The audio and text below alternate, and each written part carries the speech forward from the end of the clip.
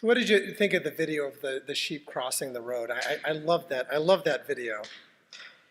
Anyway, many years ago, my friend Tom, who was shepherding a flock, a church over in Overland Park, called me up and he invited me to lunch. And he was really excited. He wanted me to see this new building his church community was going to buy. And so they had sold their more traditional church, and they had done a capital campaign, and they had bought an old elementary school building that absolutely no one wanted this old school building. But Tom was so excited about this. And I'm guessing that the seller, I don't know who owned it, but whoever the seller was probably pretty excited to have that sale done too. And I'm gonna be honest, I wanted to be excited for him. And I remember there are so many classrooms. There are many classrooms. And indeed, the gymnasium is great for assemblies. I could imagine all of the school assemblies. And yeah, you could do church worship in there too. That would work. And you even have shower facilities because, well, just because you do. You now have shower facilities too. I don't know, it was an old school building. And he asked me if I would come over and give the message at the church building's dedication. And of course I did. And honestly, I wanted the best for that church community, 100%. But I was also very glad that I didn't have an old, decommissioned elementary school building to fuss with. It's even more work than all of this, a lot more work. Anyway, Tom, he left and he went off to serve another church community out east, and another pastor came, and then another, Reverend Rose. And Rose and I met because I had this idea. I had this idea about offering the Our Whole Lives sexuality curriculum to kids in the wider community. Because with the current political climate, public schools have just opted not to teach that anymore, not at any depth. And so, here we have this great location, right? We are sandwiched in between two elementary schools, a high school, and a middle school. We're smack dab in the center. And at their location, well, they have lots of classrooms. And so Rose and I met February 2020, 3 weeks before the world shut down due to the COVID pandemic, and we were shut down for well over a year. And this Sunday is actually the 4-year anniversary of that first Sunday of quarantine. I was huddled, Joseph and I were huddled up there trying to figure out how we were going to do this, and we had to do that for a whole year. So much has changed since then. Last week, I met with the religious education lead to restart that conversation that we stopped having 4 years ago about opening up the Our Whole Lives curriculum to the hundreds and hundreds of kids in our area and over in Lenexa that need it. And I'm putting together a proposal to begin offering that potentially in August. And so they're still in that old elementary school building that I had been such a fan of, and that I had been so wrong about. Jesus said, I came so that they could have life, indeed, so that they could live life to the fullest. I am the good shepherd. The good shepherd lays down his life for his sheep. When the hired hand sees the wolf coming, he leaves the sheep and runs away. That's because he isn't the shepherd. The sheep aren't really his. So the wolf attacks the sheep and scatters them. He's only a hired hand, and the sheep don't matter to him. I am the good shepherd. I know my own sheep, and they know me, just as the Father knows me, and I know the Father. I give up my life for the sheep. I have other sheep that don't belong to this sheep pen. I must lead them too. They will listen to my voice, and there will be one flock with one shepherd. Over and over, Jesus uses this image of a shepherd to represent God's love for all people, one flock. God's love isn't just for people of a certain ethnicity, certain religion. Way too often, church finds itself talking like we're a club. We talk about our members, even though Jesus had no concept of what that was about. We talk about the need to look after our own and to not spend so much time reaching out. I've heard that. And it's not Jesus. It's so not Jesus. The flock that he calls us to care for, to sacrifice for, is more than any one sheep pen, any one religion, or one group. So our friends in their old school building, they, like us, they saw that in 1 year, a few years ago, just here in Johnson County, homelessness had increased 20 to 30%. 1 year. Their community, like ours, saw people who were like a flock without a shepherd, to use Jesus' words, and they had compassion upon them.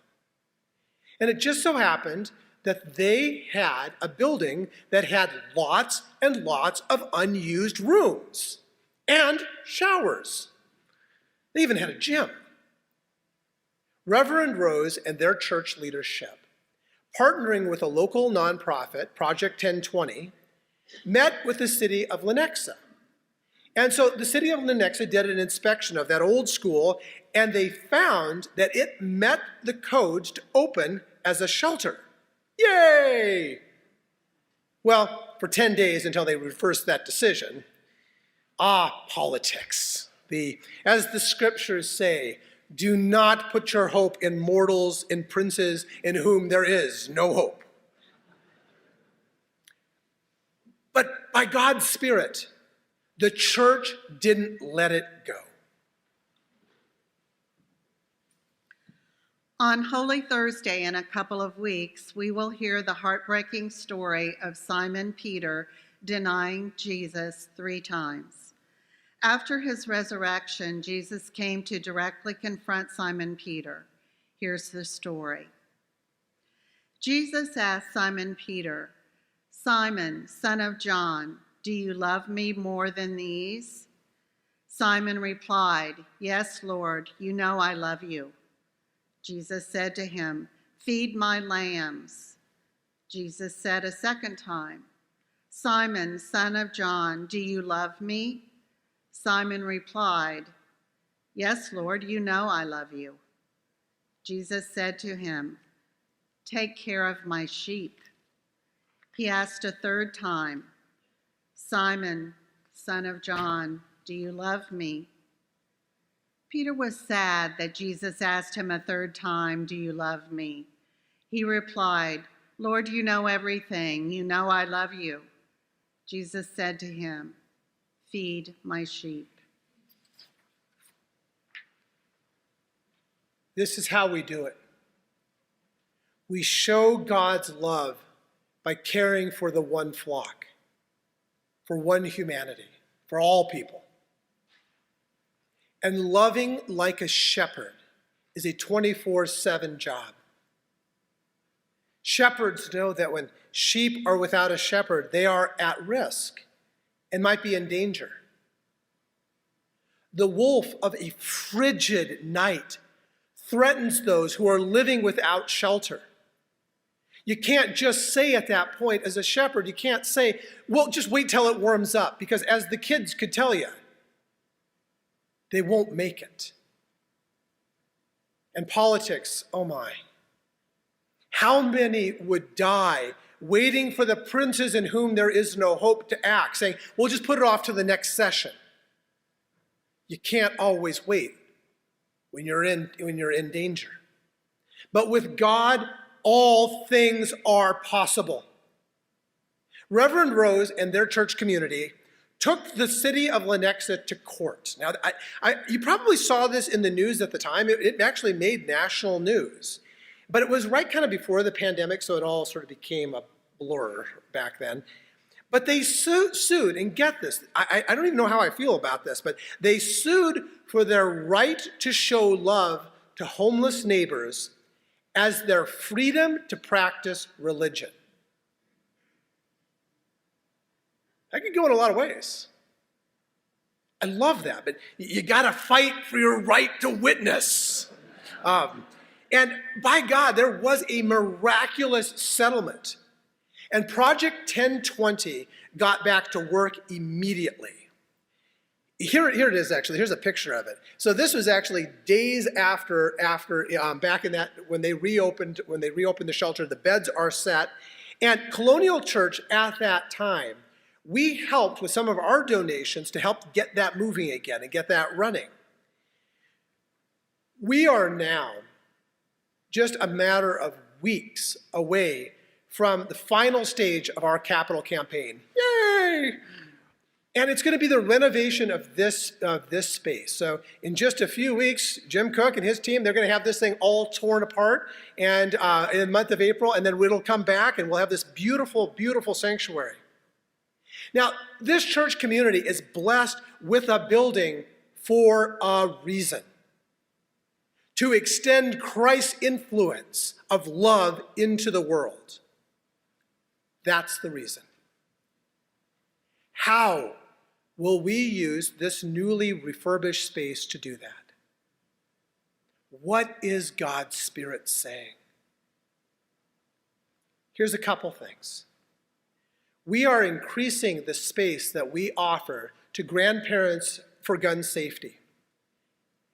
And after all the violence that we have seen and we are witnessing, is that not a need? And just last weekend, down in our new multi-purpose room down there where we have meetings all the time down there now, we were able to host a marriage encounter last weekend for a whole bunch of couples. And one of the couples had such an experience with that they decided he proposed right during the marriage encounter. Woohoo! You want to talk about extending love into the world? I love that. And so this week they called and they asked if they could use the church in a few weeks on April 14th for a wedding, which, Jim, we're a little busy on April 14th, right? And our sanctuary is going to be all torn up. And so, I felt bad kind of breaking that news. But as the movie goes, when you realize that you want to spend the rest of your life with somebody, you want the rest of your life to start as soon as possible. So they are planning to get married in our social hall on that Sunday afternoon in April. And I said, with a love story like that, with a story like that, I know that I can get a few volunteers in the room to help set up the room for the wedding that day. We're going to need to set up some seating, but I know that we can get that done. Because that is how we extend the influence of love into the world, using the space that we have. That's how a shepherd gets it done. We show God's love using whatever we have to care for the flock, for that one humanity. And this is just the beginning. God's Spirit has so much more in store, so much good news. And as I always say, oh, Joseph's excited. He's excited. And as I always say, God's resurrecting Spirit goes and works through you. And so I ask you, what's next? Will you join me in rising with a new song as we pray for God's Spirit and love? Our choir will lead us today in singing Spirit Song.